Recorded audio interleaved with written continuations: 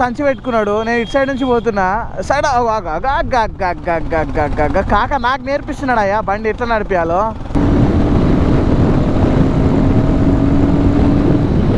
అసలు royal Enfield బండ్లే లేకుండా ఉండే, ఇప్పుడు ఎన్ని ఘనం బండ్లైనా తెలుసా. పవర్ అదంతా అయితే ఓకే నాకు, కానీ చాలా ఉన్నాయి చేంజెస్ మనం చెప్పడానికి, వీళ్ళు చేయడానికి. అందరికీ నమస్తే, నేను మీ రైడ్ విత్ విజయ్. మన ఛానల్లో వచ్చే ప్రతి వీడియో చూడడానికి సబ్స్క్రైబ్ చేయండి, నోటిఫికేషన్స్ కోసం బెల్ ఐకాన్ని క్లిక్ చేయండి. అందరికీ నమస్తే, హాయ్ హలో నమస్తే ఆదాబ్, this is Vijay. Welcome back to my YouTube channel ride with Vijay. So last బ్లాగ్లో మనం మన మోటార్ సైకిల్ సర్వీస్ సెంటర్లు ఇచ్చినాం, అండ్ సర్వీస్ సెంటర్లో కొంచెం టైం తీసుకోమని చెప్పినాం. ఫస్ట్ నేను కుకట్పల్లిలో డ్రాప్ చేసిండే, సో అక్కడ ఎవరైతే అక్కడ చేసేవాళ్ళు లేరని చెప్పి అక్కడ నుంచి మదినగూడకు తీసుకోవారు. ఇప్పుడు మోటార్ సైకిల్ మదినగూడలో ఉంది, అండ్ దాని అప్డేట్ ఏం సంగతి అన్నది కనుక్కోవడానికి వెళ్దామని చెప్పి అనుకుంటున్నా. కరెంట్ అయితే మనం ఫస్ట్ మోటార్ బ్లాగ్ స్టార్ట్ చేసుకుంటాం, మదినగూడ వెళ్దాం. అండ్ అట్లనే ఇప్పుడు మొన్న గొరిల్లా కూడా లాంచ్ అయింది కదా, ఆ గొరిల్లా అసలు ఎట్లుంది ఏం సంగతి ఒక రివ్యూ కూడా చేసాం. అంటే గొరిల్లా మంచిగా రిఫైన్డ్గా లాంచ్ చేసిండా, లేకుంటే 450 ఎట్లయితే ఆగమాగం తీసిండో అట్లనే తీసిండా తెలుసుకుందాం. మోటార్ సైకిల్లో ఇప్పుడు దీనిలో ఏవైతే చిన్న చిన్న ఫ్లాస్ ఉన్నాయో అవన్నీ దానిలో కవర్ చేయలేడా అన్నది తెలుసుకుందాం. పదండి వెళ్ళి ఆ టెస్ట్ రైడ్ చేద్దాం. అండ్ మన మోటార్ సైకిల్ ఏం సంగతి, అంటే ఏమైంది ఏం సంగతి అన్నది కూడా తెలుసుకుందాం. సో లైక్ ఆల్వేస్ సిటీలో నేను ఎక్కడికి తిరగాలనుకున్నా సరే మన ఓలా పైన వెళ్తాను అనమాట. అండ్ ఓలా పైన ఈరోజు మనం కొంచెం మోటో బ్లాగ్ కూడా వేసాం. నేను మొన్న మోటో బ్లాగ్ చేస్తుండే మన కెమెరా యూజ్ చేసి, అండ్ గోప్రో చాలా రోజుల నుంచి యూజ్ చేయలే కాబట్టి ఇక్కడ అంతా ఫాగ్ వచ్చేసింది. లెట్స్ ఈరోజు ఫాగ్ వస్తుందా రాదా అన్నది మనం చెక్ చేసుకుంటూ పోవాలి. Let's start our ride.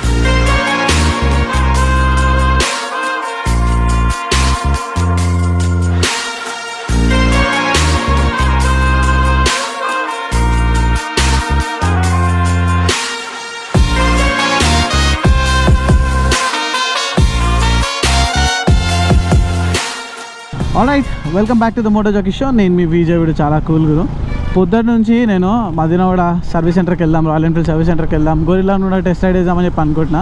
పొద్దున్న నుంచి వర్షం ఇప్పుడు కొంచెం తగ్గింది, బయటికి వచ్చిన అండ్ మళ్ళీ వర్షం పడుతుంది. పో హారన్ కొట్టడం ఎందుకు, వెళ్ళిపో, మస్తు జాగుంది.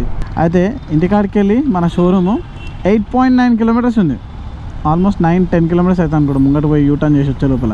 కానీ కుకట్పల్లి ఇది సర్వీస్ సెంటర్ ఉంది కదా, జస్ట్ 2 కిలోమీటర్స్ ఉంటుంది. మనం ఇట్లా బండి స్టార్ట్ చేసి ఆ కుకట్పల్లి ఏడుంది అని చెప్పి చూసే లోపల వచ్చేస్తుంది. 9 కిలోమీటర్స్ చాలా దూరం నుంచి చూసుకుంటూ వస్తున్నా. ఇది మన బండేనా కాదా అని చెప్పి. ఇది మన బండే. వామ్మో ఎంత రష్ ఉందో లోపల సర్వీస్ సెంటర్లో, మొత్తం బండ్లని బయట పెట్టారు. అండ్ మన బండి కూడా బయటనే ఉంది. గొరిల్లా కూడా ఇన్నే ఉంది కదా, గొరిల్లా 450. గొరిల్లా ఈ పేరెందుకు ఇట్లా పెట్టిర్రు, గొరిల్లా. అసలు రాయల్ ఎన్ఫీల్డ్ బండ్లే లేకుండా ఉండే, ఇప్పుడు ఎన్ని ఘనం బండ్లైనా తెలుసా. 650, స్టాండర్డ్, హంటర్, మీటిఆర్, ఇవి 4 బండ్లు. అండ్ 3 బండ్లేమో super Meteor, Interceptor, Continental GT, Himalayan 450 and ఇంకోటి గొరిల్లా 450. వామ్మో 9 బండ్లు అయినాయి, 9 మోడల్. Alright, here is a bike, Royal Enfield Gorilla 450. యాక్చువల్గా సైడ్ నుంచి ఈ మోటార్ సైకిల్ చూడడానికి నిజం చెప్పండి మీకు చూడడానికి ఎట్లా అనిపిస్తుందో.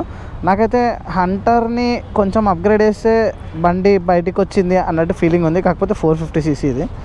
అండ్ ఇంకొక మేజర్ డ్రాబ్యాక్, వర్షం పడుతుంది కదా, ఇది టైర్ హగ్గర్ ఏమి ఇవ్వలేరు. సో బురదలో పోయినప్పుడు ఈ బురద మన మీద కూడా పడవచ్చు, టైర్ హగ్గర్ ఇవ్వాల్సిందే. చాలా చిన్న ఉంది బండి, చాలా అంటే చాలా చిన్నగా. సో వాళ్ళ కాన్సెప్ట్ కూడా అదే అనమాట. గొరిల్లా 450ది కాంపాక్ట్లో లాంచ్ చేసారు మోటార్ సైకిల్ని. And one of the low seat height motorcycle, 170 change ఉంది దీని సీట్ హైట్. పెట్రోల్ ఉందన్నాడు, 15 కిలోమీటర్సే చూపిస్తుంది. అయినా మనం ఎక్కువ దూరం పోం కానీ. అండ్ ఈ మోటార్ సైకిల్ది ఇన్స్ట్రుమెంట్ కన్సోల్ చూడండి, ఆల్మోస్ట్ ఏదైతే హిమాలయన్ 450లో ఉందో సేమ్ అదే ఉంది. కాకపోతే ఇక్కడ కొన్ని చేంజెస్ ఉన్నాయి. దీనిలో 3 వేరియంట్స్ ఉన్నాయి. ఫస్ట్ వేరియంట్కి వచ్చేసి మన నార్మల్ డిజిటల్ ఇన్స్ట్రుమెంట్ కన్సోల్ ఉంటుంది కదా, సూపర్ మీటిఆర్, హంటర్లో ఏదైతే దొరుకుతుందో అది ఇస్తున్నారు. కాకపోతే మిడ్ వేరియంట్ ఇంకా హై వేరియంట్కి ఈ టీఎఫ్టీ, దీన్ని ఏమంటారు అంటే ట్రిపర్ డాష్ అంటారు, అది ఇస్తున్నారు. వర్షం పడుతుంది, నేను దీన్ని తర్వాత అసలు నడిపించి చూద్దాము. యాక్చువల్గా ఈ బండి నేను ఆల్రెడీ నడిపించిన అండ్ ఈ బండి ఫీలింగ్ ఎలా ఉందన్నది కూడా నాకు తెలుసు. బట్ స్టిల్ ఇప్పుడు బండిని నడిపిస్తూ ఫీలింగ్ ఎలా ఉందన్నది చెప్తాను మీకు. ఎందుకంటే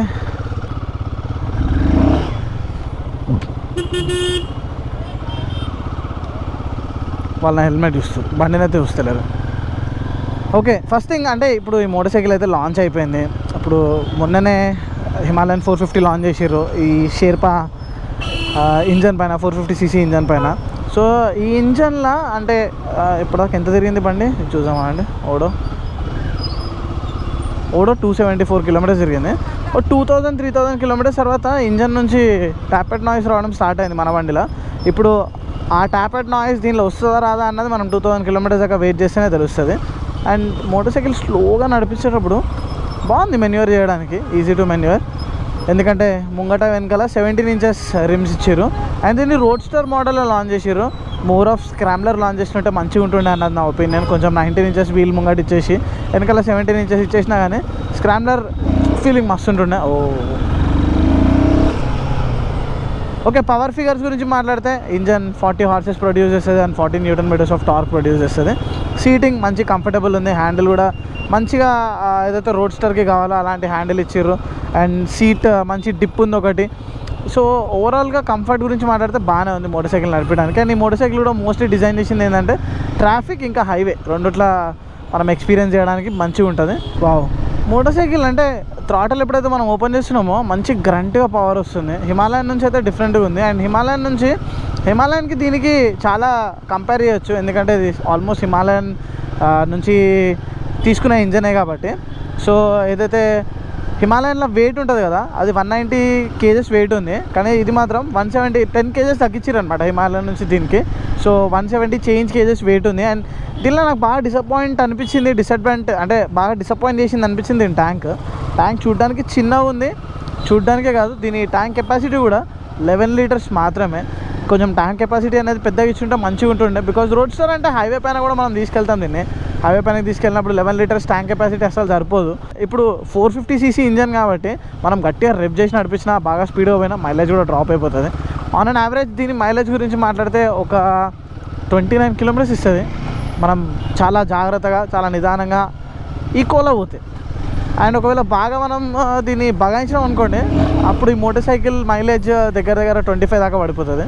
ఈ వర్షం ఒకటి కంటిన్యూస్గా పడుతుంది. మనం చిన్నగా అసలు బండిని ఎక్స్పీరియన్స్ చేసామంటే ఎక్స్పీరియన్స్ చేయడానికి లేదు. కాకపోతే ఈ మోటార్ సైకిల్లో 2 రైడింగ్ మోడ్స్ ఉన్నాయి. ఒకటి ఈకో, ఇంకోటి పర్ఫార్మెన్స్. అండ్ ABS మనం దీనిలో ఆఫ్ చేయలేము. ఇప్పుడు కరెంట్లీ పర్ఫార్మెన్స్ మోడ్లో ఉంది. పవర్ అదంతా అయితే ఓకే నాకు.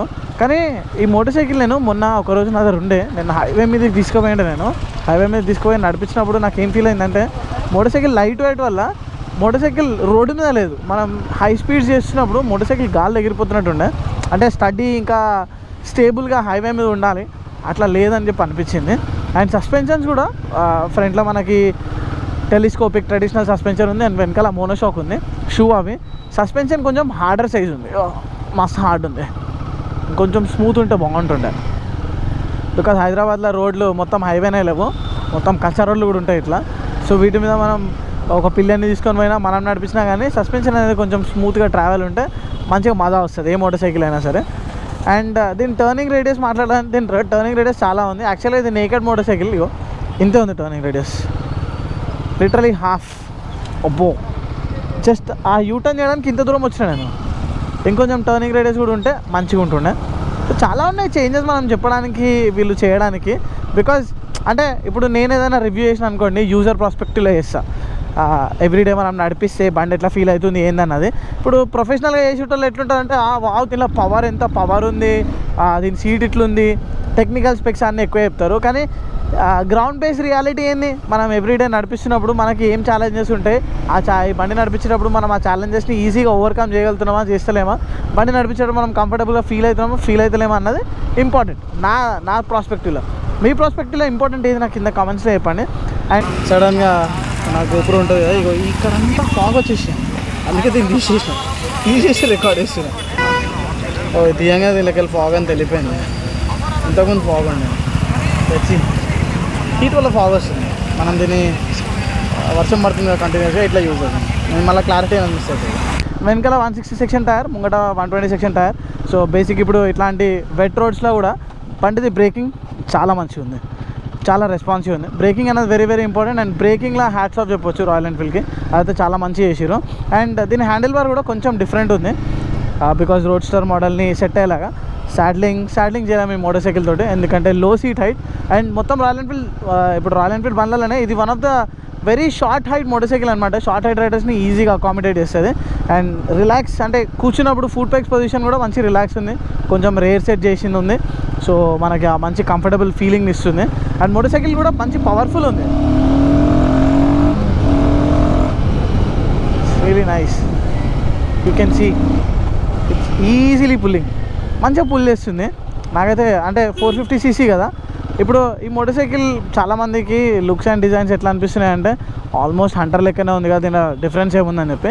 హంటర్ 100 కంటే అంటే 100 పైన స్పీడ్ పోదు, అండ్ 100 రీచ్ కావడానికి కూడా 100 km/h రీచ్ కావడానికి కూడా టైం పడుతుంది. కానీ ఇది హంటర్కి అప్గ్రేడెడ్ వర్షన్, అది కూడా రోడ్ స్టార్ లెక్కనే. అది కూడా ఎట్లా అంటే modern retro modern road star అన్నట్టు, ఇది కూడా రెట్రో మోడర్న్ రోడ్ స్టారే. కానీ రాయల్ ఎన్ఫీల్డ్ దగ్గర ఆల్రెడీ ఒక రెట్రో మోడర్న్ రోడ్ స్టార్ ఉన్నప్పుడు మళ్ళీ ఇంకో రోడ్ స్టార్ లాంచ్ చేయాల్సిన అవసరం ఏముంది అన్నది నా ప్రశ్న. అండ్ దీని టైర్స్ కూడా like on and of road tyres ఇచ్చిండు, కానీ ఆఫ్ రోడ్ అంతా చేయలేని దీన్ని, ఎందుకంటే దీని గ్రౌండ్ క్లియరెన్స్ కూడా తక్కువ ఉంది.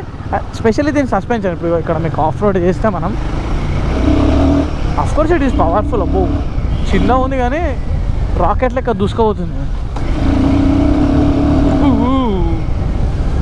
క్రేజీ. కానీ సస్పెన్షన్ ఏదైతుంది కదా, సస్పెన్షన్ బాగా హార్డ్ ఉంది. సస్పెన్షన్ ఇంకొంచెం సాఫ్ట్ ఉంటే ఇంకా మంచిగా ఉంటుండే. సాఫ్ట్ ఉండలేదు కూడా, ఎందుకంటే దీని ట్రావెల్ కూడా తక్కువ ఉంది.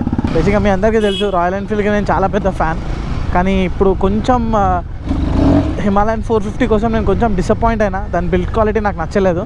సో సేమ్ అలాంటి మిస్టేక్ దీనిలో వేసిర్రా, ఈ బిల్డ్ క్వాలిటీ ఇంకొంచెం బెటర్గా ఉందా అన్నది టైమే చెప్తుంది మనకి. జస్ట్ ఒక చిన్న రివ్యూలో నేను ఆ బిల్డ్ క్వాలిటీ గురించి మాట్లాడలేను, ఎందుకంటే చూడడానికి అయితే అన్నీ మంచిగా అనిపిస్తున్నాయి, అంత గ్రేట్ అనిపిస్తుంది.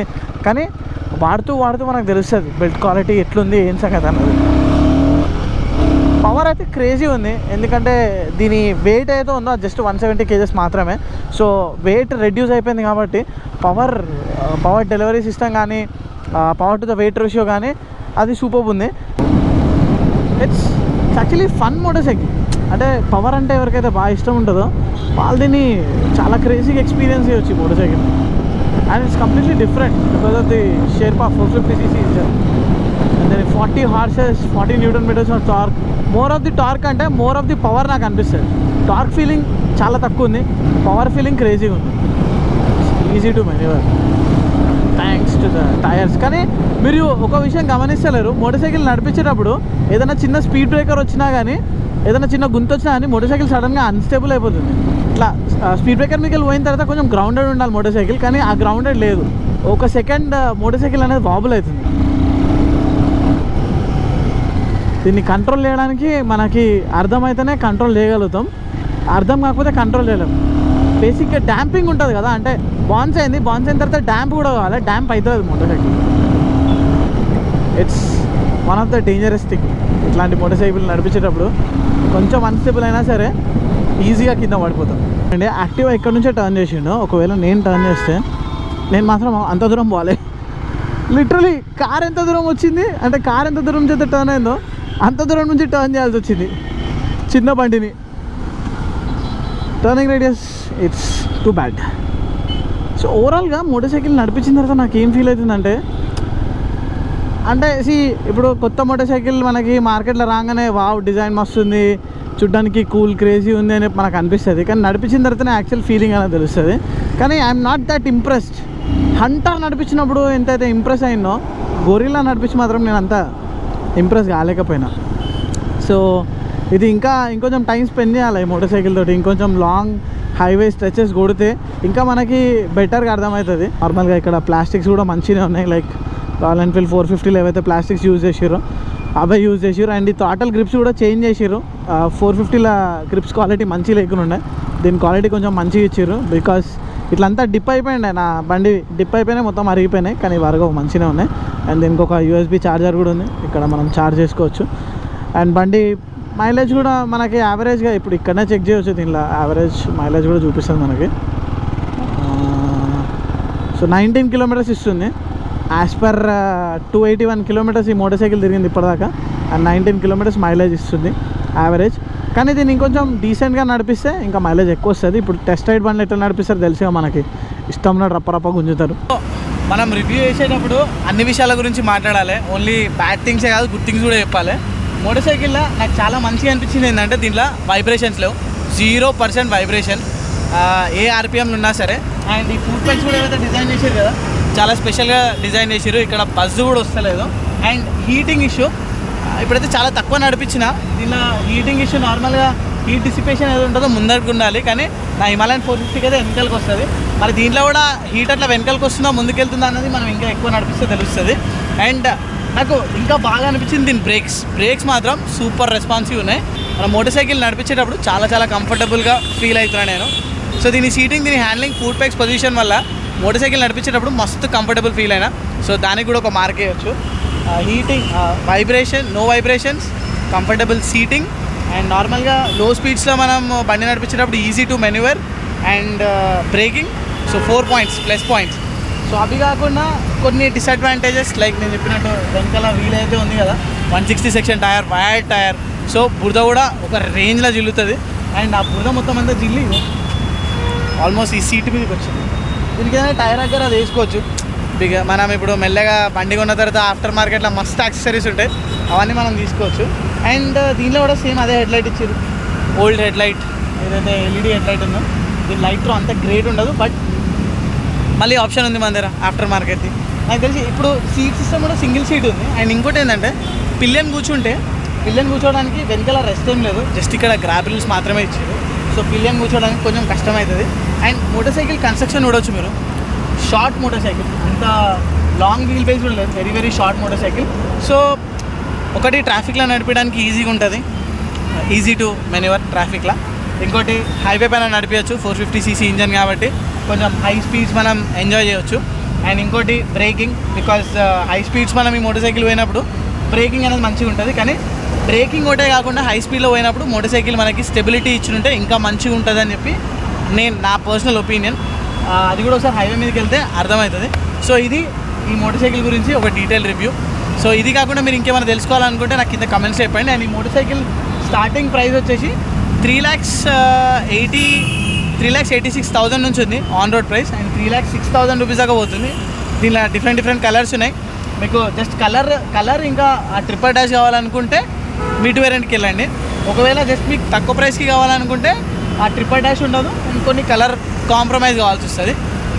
సో అదనమాట గైస్ ఈ మోటార్ సైకిల్ గురించి. It's good, looking good. యాక్చువల్గా నాకు మోటార్ సైకిల్ చూడంగానే, అంటే హిమాలయన్ 450 లాంచ్ అయినప్పుడు ఇది నా మనసులో ఉన్నమాట. ఇది అపియరెన్స్ చూడగానే బిల్డ్ క్వాలిటీ నెక్స్ట్ లెవెల్ ఉందని చెప్పి అనిపించింది. బిల్డ్ క్వాలిటీ మంచిగా ఉంది, కానీ చిన్న చేంజెస్ చేస్తుంటే జబర్దస్త్ ఉంటుండే. సో దీని గురించి కూడా మనం వెయిట్ చేస్తే తెలుస్తుంది ఆ చేంజెస్ చేసిరా చేయలేరు అన్నది. పదండి మన మోటార్ సైకిల్ ఏమైంది ఏం సంగతి అనేది అనుకుందాం. నేను వచ్చిన పని ఫినిష్ అయిపోయింది. యాక్చువల్గా నేను గొరిల్లా 450 కోసమే కాదు, మన మోటార్ సైకిల్ సర్వీస్ దాని గురించి కూడా వచ్చిన మాట్లాడడానికి. అక్కడ నుంచి ఇక్కడికి తీసుకొచ్చారు కదా, అండ్ ఏమైంది ఏం సంగతి అన్నది మళ్ళీ ఎక్స్ప్లెయిన్ చేసిన. సో మోటార్ సైకిల్ అయితే అక్కడ నుంచి ఇక్కడికి వచ్చింది, కానీ దీనిలో చిన్న స్పేర్స్, అంటే ఏవైతే స్పేర్ పార్ట్స్ కావాలో, ఇప్పుడు కీసెట్ చేంజ్ చేయాలంటే కిందది ట్యాంక్ది ఇక్కడ సైడ్లో ఉంది కింద, అది ట్యాంక్ది, మన ఇగ్నిషన్కి మొత్తం 3 చేంజ్ చేయాలి. సో అవి ఇంకా ఇంకొన్ని స్పేర్ పార్ట్స్ కావాల్సినవి ఉంటే లైక్ హ్యాండిల్ గ్రిప్స్ కాడ. సో అవన్నీ ఆర్డర్ చేసిరంట, అవన్నీ రావడానికి కొంచెం టైం పడుతుంది. రేపు కానీ ఎల్లుండి కానీ లేకుంటే ఇంకో 2-3 డేస్లో కానీ వస్తుంది. 2-3 డేస్లో స్పేర్ పార్ట్స్ ఎప్పుడైతే వస్తాయో స్పేర్ పార్ట్స్ రాగానే 1 డేలో నాకు బండి ఇచ్చేస్తాను అని చెప్పన్నాడు. సో ఇప్పుడు మనం స్పేర్ పార్ట్స్ కోసం వెయిట్ చేయాలి. అండ్ గొరిల్లా 450 గురించి నా హానెస్ట్ ఒపీనియన్ నేను చెప్పిన. మీకు ఏమనిపిస్తుంది అన్నది మీరు టెస్ట్ రైడ్ చేయండి, మోటార్ సైకిల్ని టెస్ట్ రైడ్ చేయండి, మాత్రం కొనకండి. మీకు ఎక్స్పీరియన్స్ వస్తుంది, అప్పుడు మీరు డెసిషన్ తీసుకోండి కొనొచ్చా కొనలేమా అని చెప్పి. అది కాకుండా మనకి స్పీడ్ 400 కూడా ఉంది, ట్రామ్ స్పీడ్ 400, ఇదే సేమ్ ప్రైస్ రేంజ్లో. నాకు గొరిల్లా 450 కంటే స్పీడ్ 400 బెటర్ అని చెప్పి అనిపిస్తుంది in terms of performance. So ఒకసారి మీరు దాన్ని కూడా కన్సిడర్ చేయండి. నేను రాయల్ ఎన్ఫీల్డ్కి చాలా బీభత్సమైన ఫ్యాన్, కానీ నేనే చెప్తున్నా మీరు రాయల్ ఎన్ఫీల్డ్ కొంచెం తొందరపడి మోటార్ సైకిల్స్ గిట్లా లాంచ్ చేస్తుందేమో, అందుకోసం ఒకసారి స్పీడ్ ట్రై చేయండి. మీరు కావాలంటే స్పీడ్ కూడా నేను ఒకసారి టెస్ట్ రైడ్ వేసి చూస్తా, దాన్ని కూడా రివ్యూ చేస్తా, ఎట్లుంది అయిందన్నది నేను కూడా తెలుసుకుంటా. చూద్దాం నెక్స్ట్ వీడియోలో వీలైతే స్పీడ్ 400ని మనం టెస్ట్ రైడ్ వేసి చూద్దాం. పోచిచ్చా చలో గైస్, అదనమాట ఈరోజు బ్లాగ్. హోప్ఫుల్లీ బ్లాగ్ కొంచెం ఇన్ఫర్మేటివ్ ఉందని చెప్పి అనుకుంటున్నా, మీకు నచ్చుతా అని చెప్పి ఎక్స్పెక్ట్ చేస్తున్నా. నచ్చితే ఏం చేయాలి తెలుసు కదా, లైక్ చేయండి, కమెంట్ చేయండి. అండ్ ఛానల్ ఇంతవరకు సబ్స్క్రైబ్ చేయకపోతే రైడ్ విత్ విజయ్ యూట్యూబ్ ఛానల్ని సబ్స్క్రైబ్ చేసుకోండి. ఇంకో వీడియోలో కలుసుకుందాం. అంతవరకు టేక్ కేర్, టాటా బాయ్, జై హింద్.